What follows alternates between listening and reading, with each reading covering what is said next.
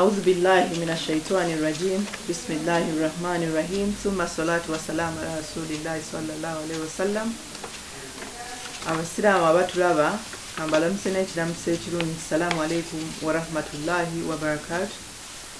Era nenyongera okubakubiriza okusiiba n'okubagaliza ekisiibo ekirungi masha Allah yadde nga tulina obulwadde obwa COVID-19 manyi bangi kuffe tuli mu kutya n'okweraliikirira naye nga okusiiba kwalaalikibwa kuffe abasiraamu abakkiriza era tubakubiriza okubeera nti mu buli mbeera yonna gezaako okulaba nti osiiba osanga mu kusiiba kwaffe Mungu ajja tugirawo ekizibu kino.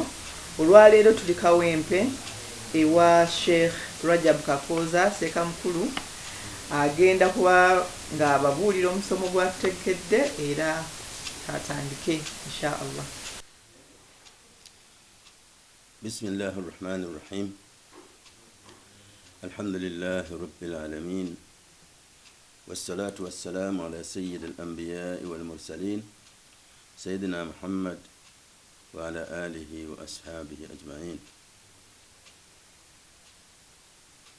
Baganda bange mwenna abampuliriza, assalamu alaikum wa rahmatullahi wa barakatuh.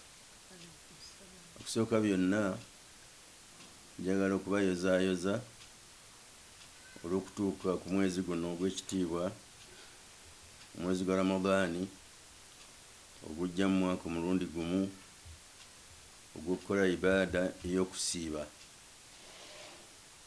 Nsaba Katonda Mungu basobozesezza okubawo nga balamu ne basiiba atusasule empeera ennyingi mu bujjuvu ate era atusonyiwe ebyonoono n'ebisobyo bye tukoze ebbanga lino ery'omwaka, ate era atusaasire era tujje mu lukalala lw'abantu aboononefu, atusse mu bantu abalongoofu ab'okuyingira ejjana.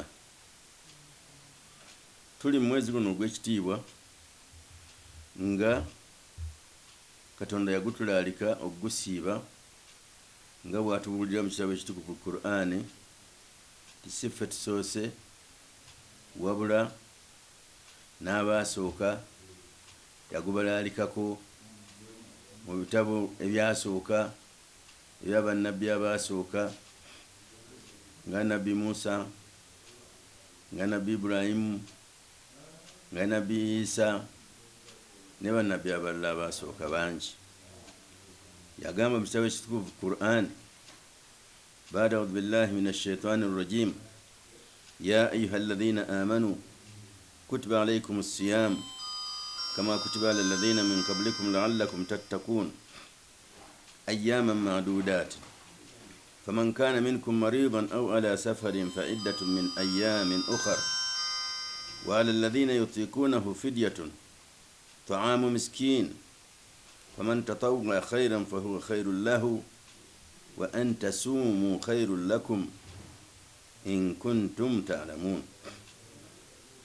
شهر رمضان الذي أنزل فيه القرآن هدى للناس وبينات من الهدى والفرقان فمن شهد منكم الشهر فليصمه ومن كان مريضا أو على سفر فعدة من أيام أخر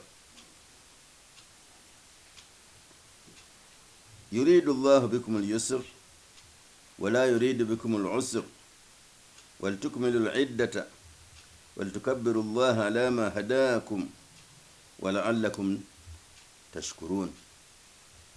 Ebyo ebigambo bya Mukama Katonda byatuyigiriza ku nsonga y'okusiiba nga ategeeza nti okusiiba kwatulaalikibwako tubeere nga tukutambulirako nga tukukola nga baalaalika abaasooka naffe bwe tuba tukola.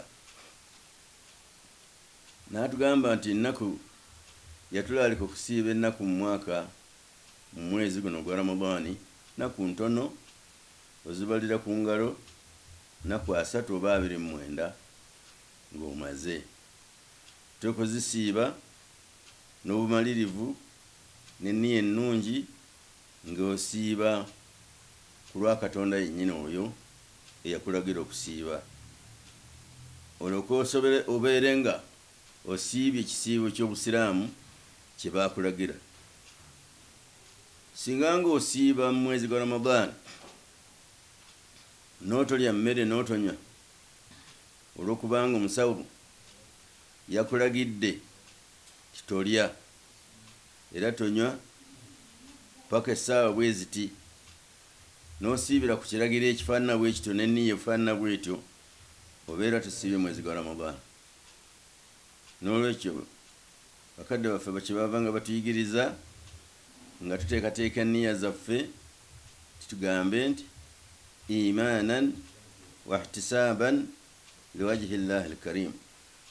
Tukikola ku lw'okukkiriza Mukama Katonda n'olw'okusuubira nti Katonda yajja tutusasula empeera ennungi nga olw'okusiiba kuno. Okusiiba kutulagirwa okutandika okweziyiza obutalya mmere n'obutalya kantu konna wadde okunywa akantu konna okukayingiza munda mu lubuto mu byenda okuva bambya lwetandika okuvaayo awo ku ssaawa oluusi zibeeranga 11:30 bambya weesalira. Bambya eyo waliwo bambya 2, bambya ey'obulimba ne bambya ey'amazima. Bambya ey'obulimba obudde buziba ne bukwata ne bubeera kiro, eggulu lyonna ne liddugala, empuyi n'empuyi zonna. Naye bambya esooka gye bagamba si ye bambya ey'okulangirirwa nti olunaku lutandise, bwe eva eno ku ludda lw'enjuba gy'eva ng'eringanga olukira lw'ekibe nga luwanvu lusala mu ggulu nga wakati nga lujja ng'ekikira ky'ekibe naye nga lweru, eyo bambya ey'obulimba. Bambya ey'amazima kyo bwe kiva n'okuvaawo nejja bambya eyeetoolodde eggulu essayidi eri enjuba gy'eva naye esala bweti akale nga kalinga keeruyeru, eyo bambya ey'amazima. Era abaziina okusaala, Abasiraamu mukimanye batulagira omwaziinyi okulabula Abasiraamu nti muzuukuke musaale tahajjudi, musaale witiri, ababa badde tebannaba kusaala nga bambya eyo tennaba kujja. Okwo kwe kwaziina okuyitibwa okwaziina okusooka ku subuhi. Wayita ekiseera ekirala omwaziinyi alagirwa okubeera nti alaba essaawa ezo ye mwesigwa waffe atubuulira essaawa zonna, dhuhuri etuuse, asuri etuuse, magharibi etuuse, isha etuuse, subuhi etuuse. Okwaziina okusooka kuba kuyigiriza abantu abadde beebase muzuukuke musaale essala ez'ekiro, musaale tahajjudi, musaale witiri ng'obudde tebunnaba tekuggwaayo. Okwaziina okwokubiri ye bambye ey'amazima eba esaze etegeeza era erangirira tolunaku lutandise olupya. Bambye eyo bw'emala okusala omwaziinyi alagirwa ayaziine akoole abantu abajjukize abategeeze nti obudde butuuse.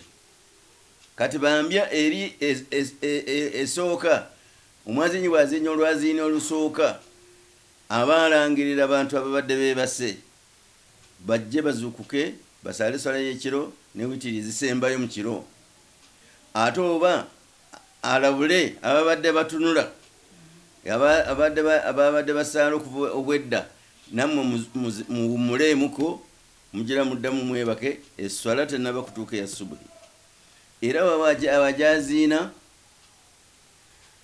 ateekwa bw'abanga ayaziina olwaziina olusooka ayaziina ebigambo byemumanyi ebyesswala ebyokwaziina: Allahu akbar, Allahu akbar, Allahu akbar, Allahu akbar, ashhadu an la ilaha illa Allah, ashhadu an la ilaha illa Allah, ashhadu anna Muhammadan Rasulullah, ashhadu anna Muhammadan Rasulullah, hayya ala salah, hayya ala salah, hayya ala falah, hayya ala falah, Allahu akbar, la ilaha illa Allah.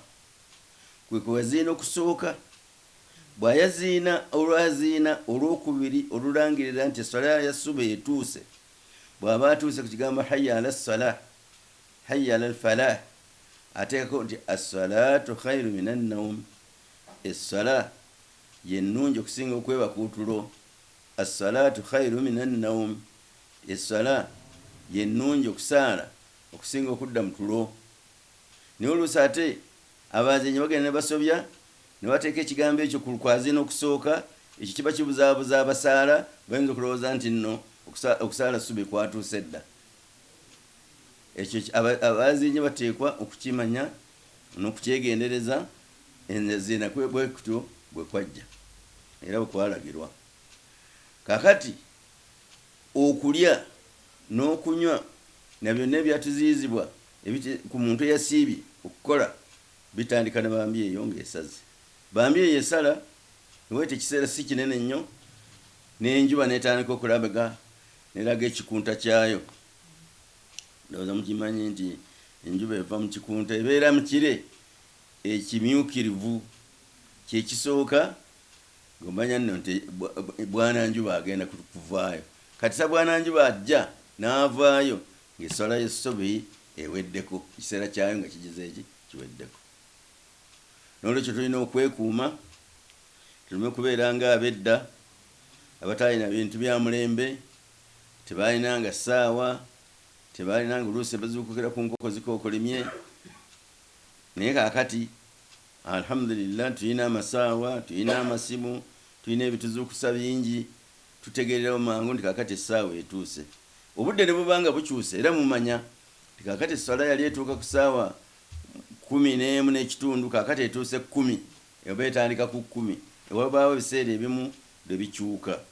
Ekitulina kyegendereza ennyo, n'obeera nti okusiiba ova awo okweziyiza. Abamu edda olw'okuba nti tewalingawo bintu bye bamanyisa, tewali ssimu, tewali rediyo, tewali saawa, essaawa yennyini nga teriiwo, nga bo balaba bulabi budde buddugadde nga baga nti mugira muzzaawo olujje tumalirize eddaako yaffe. Sukumbi oluusi nga budde bwayise dda. Okubeera mu nnyumba ng'eddugadde si kyekitegeeza nti obudde bukyali. Olina okukuuma obubonero obwateekebwawo. Katonda yagamba nti mutunuulire ewuzi enzirugavu bw'ebanga etebuso okwawulwa ku wuzi enjeru. Olidde ewuzi enjeru gye yali agamba bere ebyo bye mbagambye ebya alfajiri, kyekijja nga kyeru ne kijjawo ekiddugavu. Tulina okwekuuma okubeera ddala ku ssaawa eyo paka okutuusa enjuba lwegwa. Ffe wano tulina omukisa mulungi, tusiiba essaawa ntono. Tusiiba essaawa okutandika essaawa emu nga tutandika kulya paka okutuuka essaawa 11:30. Naye eri abasiiba essaawa 18, abalala 16, abalala 17 okusinziira ku ntambula y'enjuba. Oluusi obudde omusana gubeera muwanvu nnyo, ate ekiro ne kibeera kitono. Naye ng'era tulagirwa abo abali eyo bateekwa okuzisiiba ezo zonna essaawa ezo, kubanga okusiiba eva ku alfajiri bambya esaze n'enjuba evuddeyo okutuusa ate enjuba lweneegira ki lweneegwa. N'olwekyo tulina ate era okwewunda n'empisa ennungi n'ebikolwa ebirungi mu kiseera ky'okusiiba, okubeera nti twogera ebigambo birungi, tetwogera bigambo bya kuyomba, tetwogera bigambo bya kuvuma, tetwogera bigambo bya kugeya, tetwogera ebigambo ebibi byonna mubimanyi. Era baatugamba nti nno oli bw'abanga akusosonkereza kwagala okukuyombesa, mugandi munnaye nze nasiibye.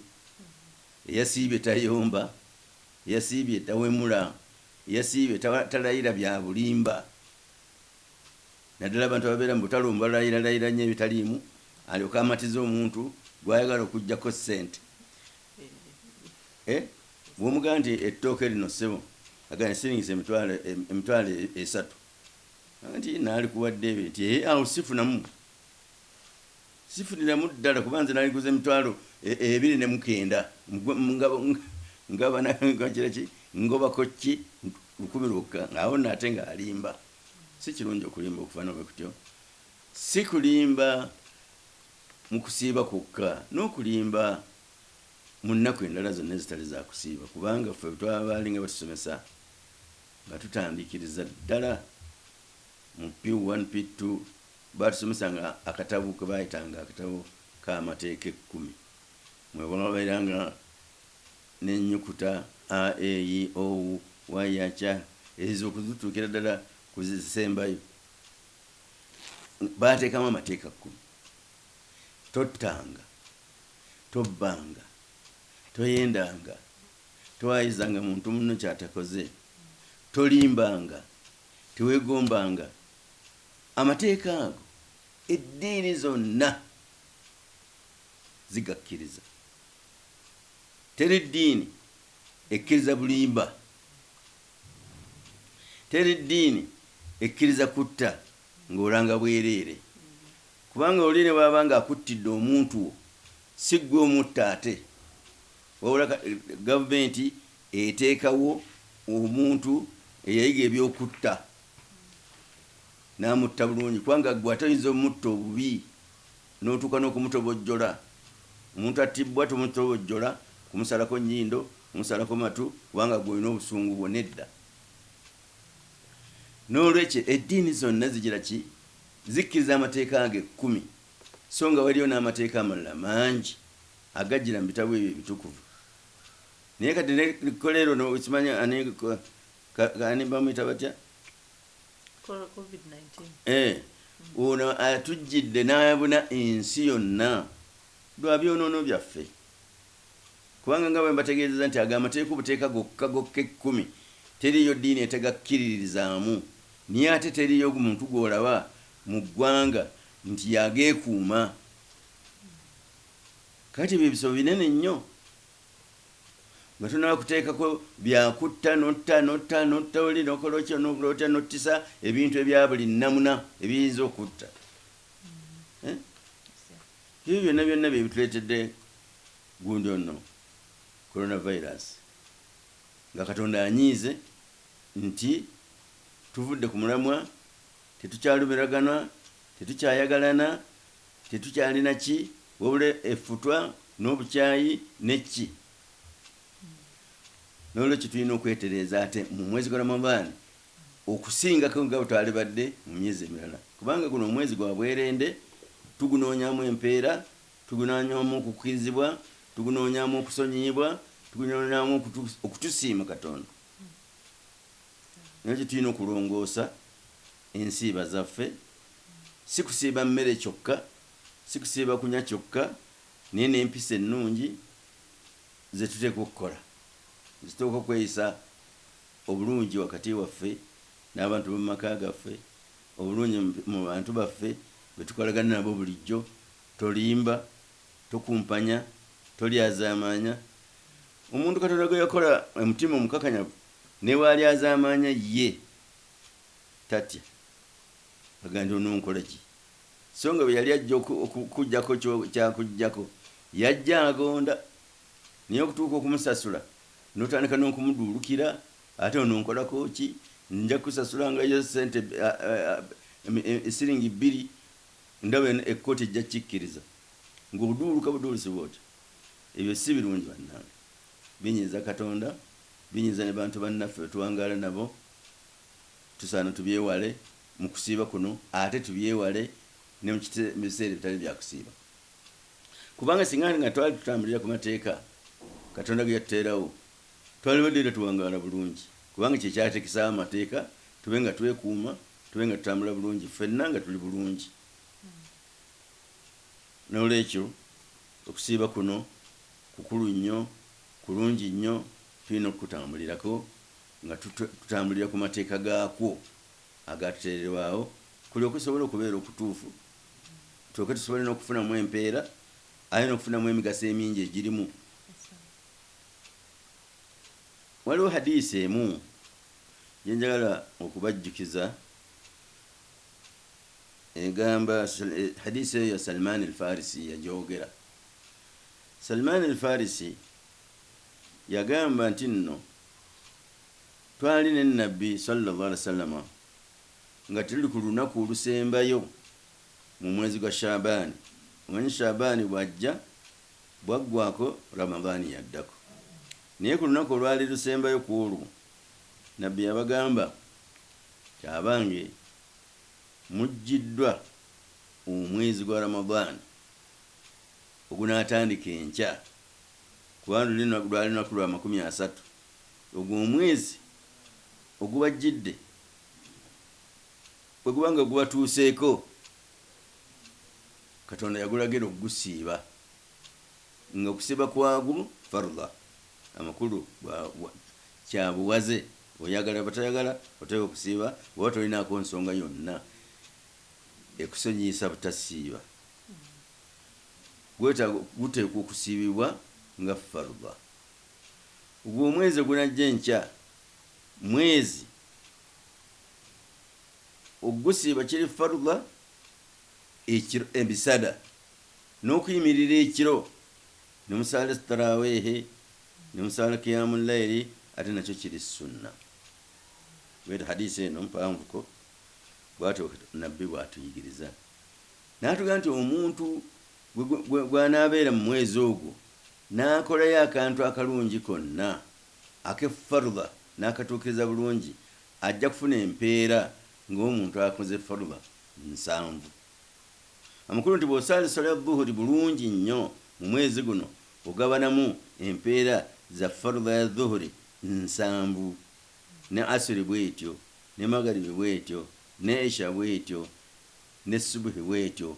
So nga essala endala mu nnaku endala ogabana Katonda kyaba yategeka okuwa empeera 25 oba 27 oba 3 nga ye bwekitegeka.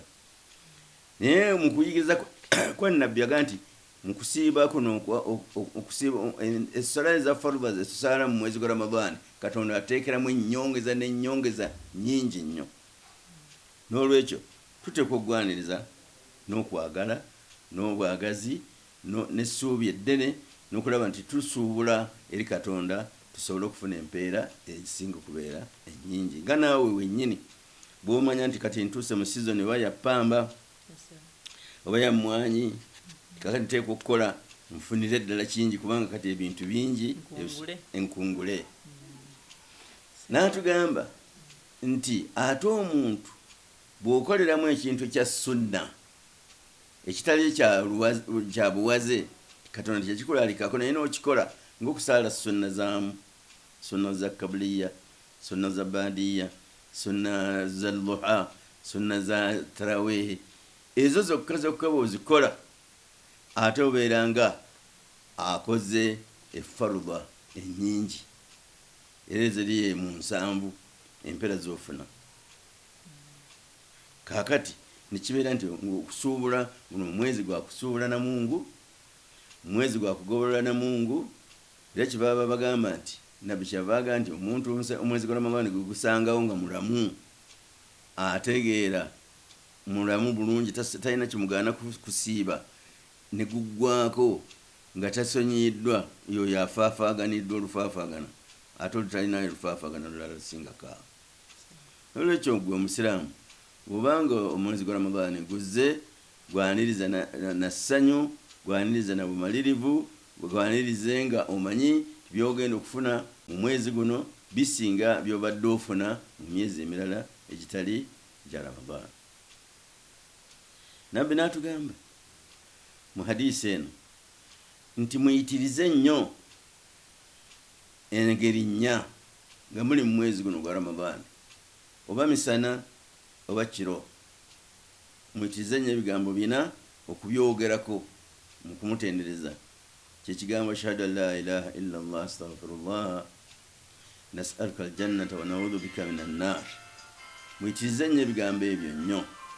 Era kyova olaba nti bakadde baffe baatuyigiriza ebigambo ebyo kubisomanga naye nga babijja mu hadisi ya nabbi naye ne balaba ti ng'omuntu tolina ono obisomera wasinga bulungi nga luvannyuma lwa ssala obisome ng'obakumula okusaala ashhadu an la ilaha illa allah astaghfirullah nas'aluka aljannata wa na'udhu bika minan nar allahumma innaka afuwwun tuhibbul afwa fa'fu anna allahumma innaka afuwwun tuhibbul afwa fa'fu anna ya karim oboka ozo obujja enzikirizayo ashhadu an la ilaha illa allah nkakisa mu mutima gwange nenjeza n'olulimi lwange tewali mulala yenna asinzibwa okujjako allah yenzikiriza yaffe yakuyingiza mu busiraamu ate n'ogamba nti astaghfirullah nsaba mukama katonda ansonyiwe ebintu ebyo ebigambo ebyo ebibiri byombi bisanyusa katonda bimufuula akusiima nabeera nga akusiima lwebyo ebigambo ebyo ebibiri naga nti ebigambo ate ebibiri ebirala mwe temulina kubaako kugamba nti temubyetaaga ebibiri ebisembayo nas'aluka aljannata wa na'udhu bika minan nar ani atayagala jjana obusiraamu obukolerera kukola kufuna ki osaba ejjana ate mukama akukinjirize ebikolwa ebiyinza okutwala ate mu muliro kyova olabanga tubinywererako fe bannamukadde abayigiriza enkola enkadde nti mubisomenga nnyo era bakadde baffe batugamba buli swala gy'osaala kubanga eno n'oba oseesaamu eno n'oba okola mirimu oyinza okukaluubirirwa atunda mu dduuka ali mu nnimiro ali ku mirimu ki ayinza okukalubira naye kati bwabanga ali ku swala olumala eswala ng'oteekamu mirundi 3 wobeera nga oli mu taraweehe swala ya biwummulo musalera akabiri ne mutoola salaamu ne musalera akabiri ne mutoola salaamu ne muwummulamu naye temuwummulamu bo bakadde bafe balaba nti hadisi nabbi saa salama yatugamba awo tusaanidde okubyogerera gwate tunawummulamu kusaba buugi kunywa oba kulya ekyo kyekisinga okusoma ebigambo ebyo nga tuwummuddemu musala taraweehe tumaze okutoola salaamu ashhadu an la ilaha illa allah astaghfirullah nas'aluka aljannata wa na'udhu bika minan nar allahumma innaka afuwwun tuhibbul afwa fa'fu anna allahumma innaka afuwwun tuhibbul afwa fa'fu anna ya karim ebyo mbasaba mugire ki mubisome temweraliikirira kuwulira abantu abatabimanyi nga babagamba nti omukoze bida tewali bida n'akamukokka naye kubanga omanyi omuntu bw'abeera nga ekintu takimanyi tiyakisoma ajerega kijerege n'okukiwalana n'okukiwugira ekyo seka tulinayo ebibuuzo 3 abasiraamu tusooka ne tubabuuza nti tugenda waseeka mukulu Sheikh Rajab Kakooza ate nze nakola ddi abakulu tembalaba oli jjajjaffe oli kitaffe so bansabye oteeka eddoboozi lyo ku nsonga 3 esooka seeka bwe butabanguko mu maka obuliwo kati ate kaddala kati covid abantu yabatadde wamu entalo nesiteeka mu nyumba emu luli omuntu abadde asobola okusula ne mu kibuga nga takomyewo oba neyeetooloolamu n'akomyawo tulo naye kati ogendako just ku kifugi n'okomawo n'olaba muntu omu kati kyebayita domestic violence oba obutabanguko ne president yabwogeddeko mu speech eyasembyewo bweyongedde era mu butuufu bweyongeredde ddala ekyo kimu ekigambo ekyokubiri kwe kubeera nga tukubuuza nti omusiraamu mu mateeka 6 g'obukkiriza mulimu okukkiriza ebitabo byonna ebyasooka nga Torah yesinga kusoma w'Abayudaaya Tawret n'enjiri eyo gisiŋŋaana mu Bayibuli kati omusiraamu akkirizibwa naddala gundi ezisooka 5 oba 6 ezisooka mu Bayibuli enkadde Old Testament akkirizibwa okugenda n'agisomako oba omusiraamu ng'asoma Old Testament ne Torah eno eyogerwako ebitabo ebyo asobole okubeera ng'abitegeera n'okutegeera amateeka 10 g'obadde oyogerako. Ekigambo eky'ettende ekisembayo ekibuuzo seeka baagala eddoboozi lyo ku bumu bw'obusiraamu mu Uganda ey'omu maaso osobola buteekako ddoboozi ki ku nsonga eyo se ngajja kubiddamu ngenda biddamu kimu ku kimu kati seeka COVID-19 leese obutabanguko mu maka abantu kati bali wamu kyebategeeza nti wo eri mu nnyumba in one house abantu babadde beesonyiwa bannaabwe naye ng'ekyo kiva kubeera nti era amaka gaffe tegateredde ate ng'okimanyi nti ewatali maka eggwanga lyonna lyonna liba terisobola kutereera osobola tugambayo kikusomera ekyo njagala kukyanukula mu ngeri bbiri okusooka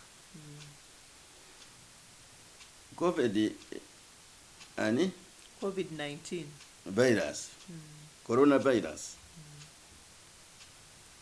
okusooka nga njagala kwogera ku kigambo ekyo njagala kubuuza abantu mu nsi yonna mu nsi ki yonna mbabuuze covid yonna gyatuuse bategedde nti eriyo Katonda alina obuyinza mu nsi muno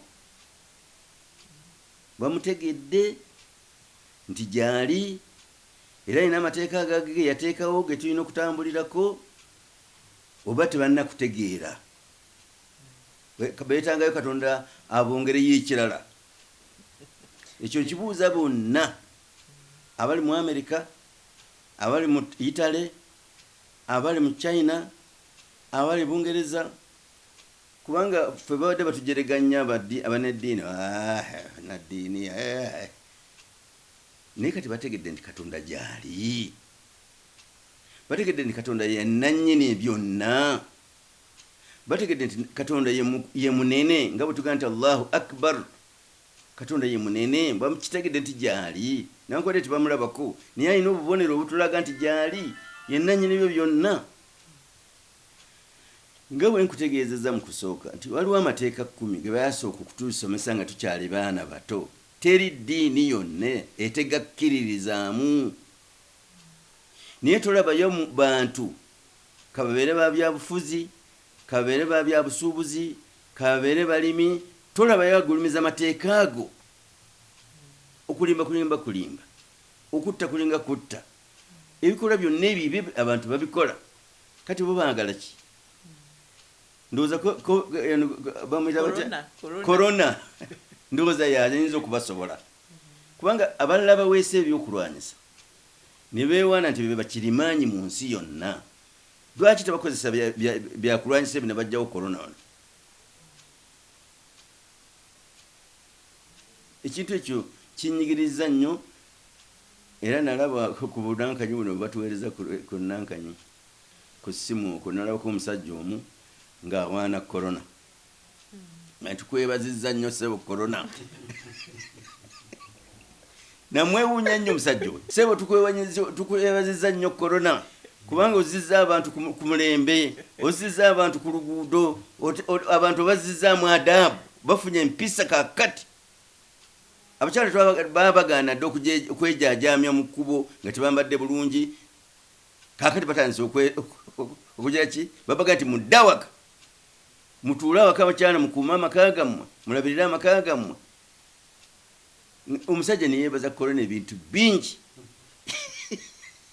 kubanga abantu ndowooza gwe bawulira naye nga Katonda alina amagye mangi Katonda yagamba mu Qur'ani omwo wala ya'lamu junuudu rabbika illa huwa tewali amanyi magye ga Katonda bungi bwago wabula ye yagamanyi kati olabe bwabaweerezza korona gumutalabako n'amaaso n'abatintimya n'abatiisatiisa kati singa baleetedde ekimulabako n'amaaso mwali badde mutya bulijjo babagamba bannange mwekuume essala mwekuume kiki mukuume abakyala bammwe muyigirize abaana bammwe mubayigirize essala mubayigirize okusiiba mubayigirize Katonda gyali nga temuwulira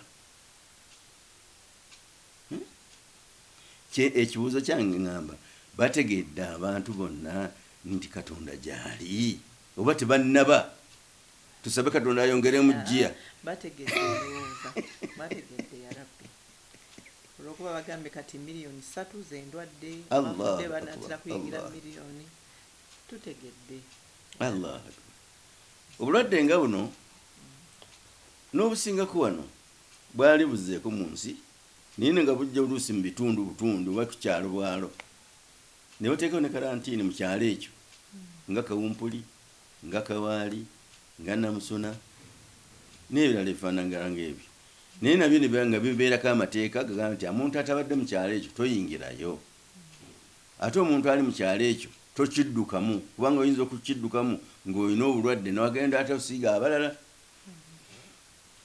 n'olwekyo korona zze okutuwaada tumanye nti Katonda ensi eno gye tuliko ya Katonda buli kyonna kye tusaana okukola tusaana sookere ku Katonda akyogerako atya tusobola okukuumibwa obulungi n'okuweebwa eddembe okuweebwa ensi emirembe mu nsi zaffe naye n'owulira ebintu ebitagambikako ebitayisikana mu kamwa tibabikola mu Bulaaya mu nsi eŋŋunjufu bw'obagambako ne banyomba kubanga be bagagga badde bakuwa ssente ne bagamba nazo tukyazikuwadde kubanga oyogedde ku ebyo omuntu omulekera eddembe lye n'olaba omwana ng'akutte kirita azigaaya ng'oga nti tumulekere eddembe lye n'olwekyo bannange Katonda gyali tuwulize Katonda tuwulize amateeka ga Katonda tubeere bakisa basaasizi abasaasira abato abasaasira abakadde abasaasira ab'emikwano bonna abantu nga tukolagana bulungi. Seeka ekibuuzo ekyokubiri kiri mu maka abafumbo bagamba otya nga mu butuufu tebasobolegana obutabanguko nga weebuli waliwo abakubiddwa waliwo akugamba bali mu ntale ez'amaanyi. Abantu bannange bateekwa okumanya nga principle y'obufumbo nti gwe omusajja tosobola kukola maka nga tolina mukyala n'omukyala akimanye tayinza kuba mukyala wa kitiibwa nga talina musajja kisoboka. Nze abakyala oluusi bangi nnyo mikwano gyange abakyala bajja gyendi bansindira bizibu byabwe oluusi baleeta emisango oluusi baagala baneebuuzaako oluusi bawaaba naye oluusi abamu tebalina basajja oluusi ne mbaduulira nebaga nti ate abasajja baaki bannange abasajja babi abasajja mubaleke genda wepakasiza sente zozimba amakaago webeererewo naye Katonda ekyo yamalira okukikola teri musajja obeera nti musajja nga tolina mukyala toyinza kukola maka toyinza kukola family nga tolina mukyala. N'olwekyo ekintu ekyo bateekwa okukimanya bonna abaami n'abakyala bawe abakyala ekitiibwa. Nabbi yali nga anaatera okugenda yatulaamira n'atugamba nti mbalaamira abakyala mubayise bulungi. Nabbi yennyini mu biraamo bye byennyini ebisembayo yagamba nti mbalaamira abakyala abo mbakwate mpola. Yatugamba abakyala mbakwate mpola naye kakati empisa n'omanya omuntu buli muntu okumanya obuvunaanyizibwa bwe n'obuvunaanyizibwa bwa munne buli muntu yayeerabira n'atamanya obuvunaanyizibwa bwe. Kati era olaba abantu bangi tebaagala kuddayo ka bw'omugaa ti tugende ati mugira nolindako tumale okusaala isha tumale okugenda kuwali mu dduuka ate tumale atuuke eka ng'abantu bakooyedde beebase. Teri mirembe teri kunyumya mboozi ennungi teri kuyambagana teri kuwaŋŋana bitiibwa buli muntu twenkanankana. Istawa ruusi awalaba baga nti istawa ruusi fenna ebito gyenkanankana kasa gyenkanankana bannange ebisiki baga nti kasa zonna enkunga zenkanankana tezaaka bateekamu obutonotono ne bukumakuma ate neziri ennene ziryoka zaaka. N'olwekyo tulina okusonyiwagana tulina okwerekereza buli muntu n'omanya Nabbi yatugamba nti kullukum khattaa'u mwenna muli basobya talina muntu n'omu gwe yajjululamu nti ono ye mutukuvu. Yagamba nti kullukum khatta'u wa khairul khatta'ina at-tawwabuna. Naye abasobya abalungi bebe abeenenya nga bagambiddwako nti kino basobezza, naga nti ddala nasobezza, nsonyiwa. N'olwekyo entabuka zino eziri mu Nankanyi biziva ku bantu, buli muntu butamanya watandikira ne wakoma. Omukyalo oluusi atera okwagala okuyita ku musajja, n'omusajja oluusi ayinza obutakikkiriza. Ekyo ne kibaleetera ebizibu. N'olwekyo buli muntu abeere n'omutima muwanvu okusobola okugumiikiriza munne, obuteefuula nti gwe mutukuvu wekka talina kyosobya. Omukyala baba nga asobya ddala asobya, niye olina omusonyiwa, olina omubuulirira, olina omulabula mu bunkwano, kuba tojja kukola famire, tojja kufuna baana, tojja kufuna maka, tojja kufuna bya bugagga ng'oli bwogo. N'omukyala tajja kuba talina gy'alaga nga talina musajja. Buli muntu wa mugaso eri munne. Bwe buwanga waffe Katonda bwe yatukoleramu. Katonda bwe yakola Adamu ng'aliwo omukini bwannamulagena, naye n'alaba nti ono Adamu ono yeetaagayo omubeezi ku bulamu bwe. N'akwata olubiriizi olumu ku mbiriizi ze n'alukola mu mukyala Hawa. Katonda ye nannyini buyinza mu buli kintu kyonna kyonna, abikola nga bw'aba ayagadde. Kuba Adamu yamukola nga mubumba mu ttaka, ng'ekibumbe kiri awo ky'ekitakataka, oluvannyuma n'akifuula mu mubiri ogulinga ng'ogulaba guti. Naye ate maama Hawa n'amukola mu lubiriizi lwa Adamu. N'olaba nga ffenna tuli bwe bamu. Omukazi ava mu musajja, n'omusajja ava mu mukazi. Kwiga nti weetaaga, waleetera omukazi we waliwo bwetaaga era okyamwetaaga. N'olwekyo oteekwa omukwata mpola musobole okutambuza obulamu, ate obulamu obumpi. Kuba bubanga wawangaala myaka 10, kyekinene nnyo ekyo, bugumiikirize buggweko. Abantu babeere n'emitima miwanvu, abantu babeere n'okusaasiragana, abantu babeere n'okumanya nti nze mutandikira wano nkoma wano ku kino. Buli muntu awe munne eddembe basobole okuwangaalira awamu. Nange mbalaba abantu bangi nnyo bembadde nabo, bembadde mpangala nabo. Omugaa nti tuddeyo nti tumale okugenda ku wano, tumale okusaala isha, tumale okukola kutya, tumale okugendako ne mu dduuka. N'ogaa nti yalabi twafudde. Alina byadduka eka agenda kuyomba na baaba. N'omukyala naawe oteekwa okulaba nti weetaaga omusajja. Ne bw'onoova wano ate ogenda awalala era oyagala musajja. Ate oyinza okulowooza nti ono musajja mubi nnyo, mu babi n'empisa, ate n'ogenda ogwa ku muguwa eddalu. N'olwekyo tulina okusaasiragana, okwagalana, okumanyagana nti buli muntu alina kiyeetaaga ku munne. Buli teri muntu ayinza kubeera mujjuvu mukyala nga talina musajja, ate teri musajja asobola kubeera mujjuvu nga musajja yeemala alina n'abaana be nga talina mukyala. Tekisoboka. N'olwekyo tulina okubeera n'emitima emiwanvu egy'obusaasizi abantu be tubeera nabo. Kati seekanga bwe batugamba mu mateeka 6 ag'obukkiriza nti omuntu omusiraamu alina okukkiriza mu njiri ne Torah. Bw'oba okola reference okutegeera Torah etegeeza ki, osobola oginoonya weeri n'ogisoma okkirizibwa oba tokkirizibwa gikwatako nagisoma. N'enjiri eya Nabbi Isa osobola okugirifaringako n'ogira. Kati nno kankubuulire mwana wange, bagamba omuntu asoma oteekwa okubeerako n'akusomesa. Akusomesa. Singa gwe weesomesa wekka, ensobi z'okola nkwesomesa gwe wekka ze zisinga obungi okusinga by'otereeza. Kyebaava bagamba ti omuntu atalina sheekhe we eyamusomesa, oyo sheekhe we abeera shaitaani.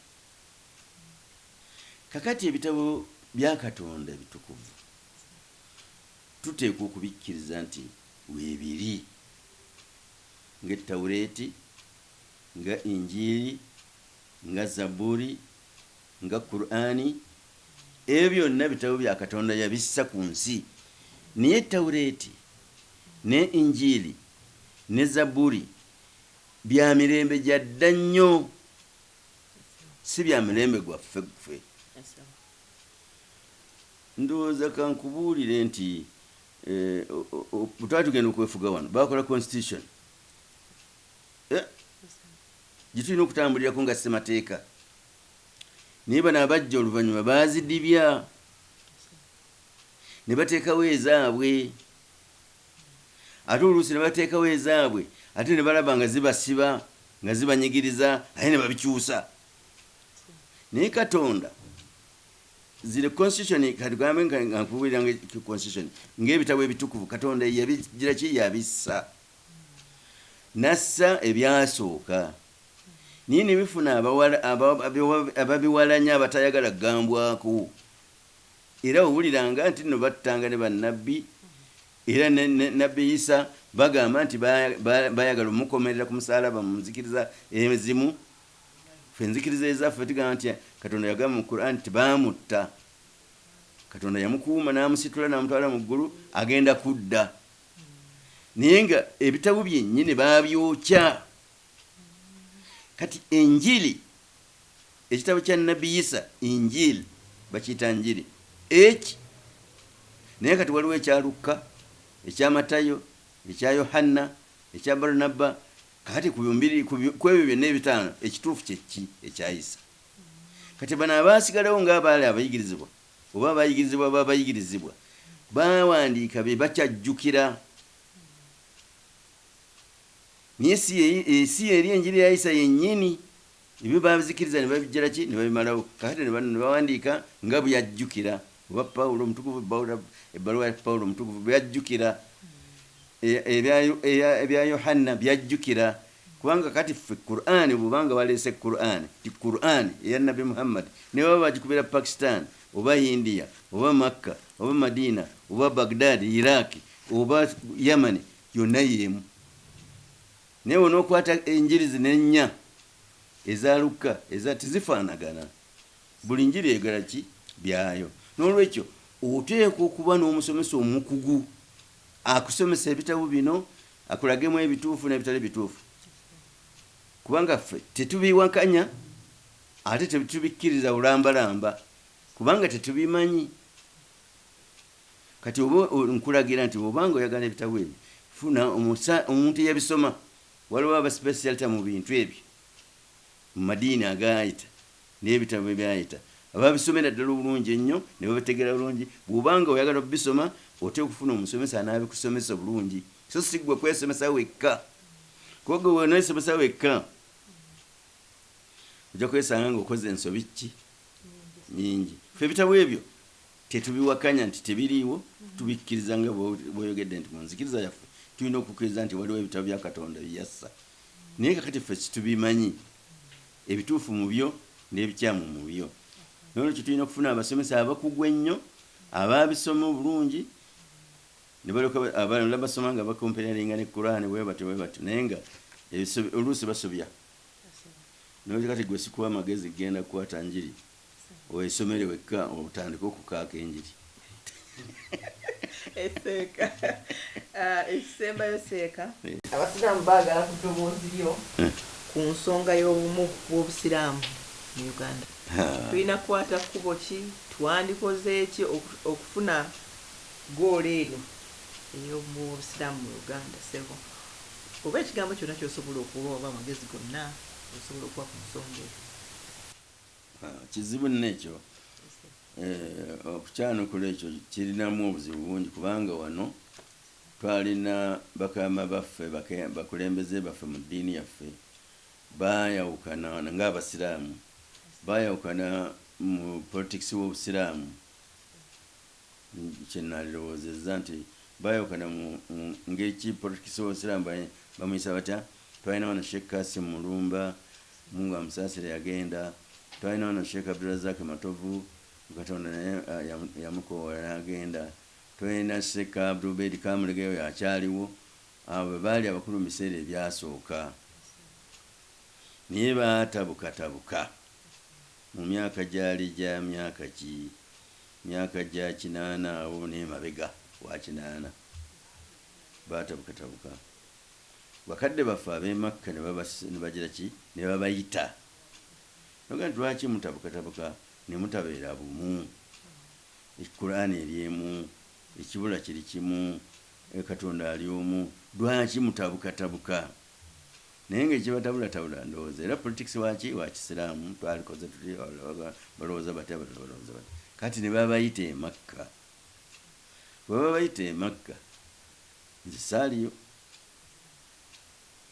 ne bateesa enkalu nga ziringanga nkalu ngazaba abigo. Tuusa lwatuuka ku nzikiriziganya nti bano tubagire ki, tubayimirize okukulembera Abasiraamu, kubanga byalinga era nabyo biwayi.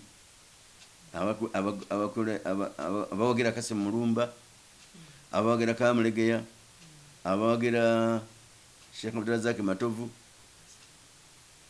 babayimiriza muyimirizeemu omwaka mulamba obukulembeze bwammwe, mulondewo abantu abakulembera bakulembere omwaka ki mulamba, nga bakiikirira Abasiraamu. Ezo ensonga z'abalondesa nga bakiikirira Abasiraamu munda mu ggwanga n'ebweru, singa waliyo enkiiko, singa waliyo ebikolo, singa waliyo ki. Ekyokubiri, bakuume property zaki z'Obusiraamu zireme kutaataaganyizibwa oba okubbibwa oba okukola kutya. Ekyokusatu, bateeketeeke okulonda mu nnonda entuufu, yalibadde entuufu, balonde Abasiraamu bonna mu Uganda yonna, balonde abakulembeze be baagala, oba mmwe oba abalala. Ekyo kyekyaleeta nze ne Luwemba ne batulayiza kuuma property z'Obusiraamu, kiikirira Abasiraamu bintu byabwe munda ne mu ggwanga n'ebweru, ate muteeketeeke okulonda mu ggwanga lyonna bbanga lya mwaka gumu. Olwo bali baagala okutabaganya Abasiraamu n'ennyabo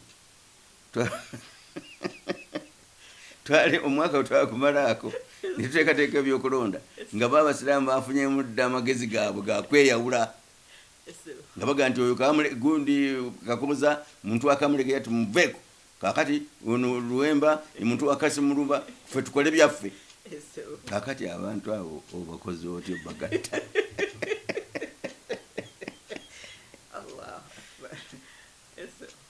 Naye era abo abantu boolaba abaawukana be beetaaga okutuuzibwa, bennyini ng'era luli baabatuuza. Naye nkugamba nti ogenda okumaliriza ng'ate bakozeyo kakiriiki akaagala era okwawukana, naye nga kizibu nnyo nda kibi nnyo ate okwawukana. Kubanga okwawukana nkosikulimu magezi matuufu.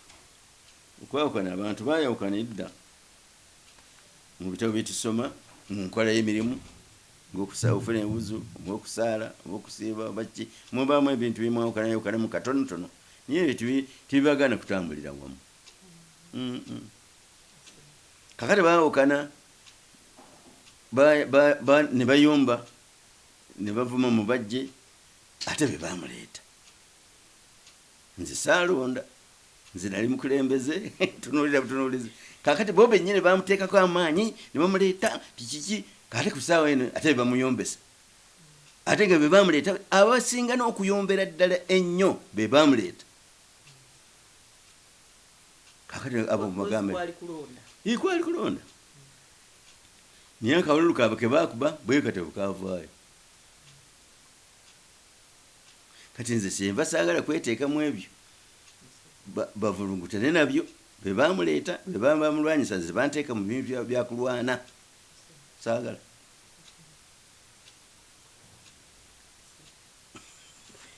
Barakallahu fiikum. Tweyanziza nnyo, tweyanziza ddala. Pozi gwena ebigambo ebisembayo byosibirira Abasiraamu tuggalewo.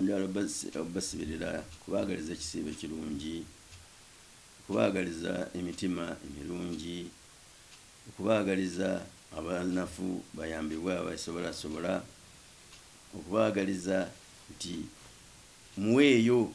Nabbi Muhammad sallallahu alaihi wasallam batugamba nti yali mugabi nnyo mu mwezi gwa Ramadhani, ate nga mugabi kusukka n'empewo zino z'olaba zijja zitufuuwa mu ngeri y'emirembe. Naawe waayo akantu konna k'osobola. Toyinza kubeera ku kyalo notomanya nti kuliko munno ate omwetaavu okusinga ate kuggwe. Bw'oba ofunye entende 5 muweeko 2, weesigalizeewo 3. Bw'oba ofunye emitwalo 10 muweeko 2, naawe osigazeewo 8. Nga olwalila so si kulwa kwewaana oba kubyokye bampaane oba aŋŋondere nedda. Kwega nti tube nga tuyambagana mu bulamu bwaffe, mu ddiini yaffe, mu bikolwa byaffe n'obulamu bwaffe bwonna. Ekisinga okubeera ekikulu tumaleko bulungi, Katonda tusasule bulungi, buli mwaka mubeerenga bulungi. Twebaza mukadde waffe Sheikh Rajab Kakooza, tubadde wano mu makage e Kawempe, era ebyo bye bigambo by'abasibiridde abasiraamu abasiibi abatulaba n'abatali basiraamu abalaba UBC. Twebaza UBC kubeera nti etwaddawa programu eno buli Ramadhani. Barakallahu fiikum. Nze Hajat Farida Nambi nga nkolanga President wa Union of Muslim Women and Organizations in Uganda. Kamba siibule n'ekiramuso ekirungi. Assalamu alaikum wa rahmatullahi wa barakatuh. Ramadan Kareem.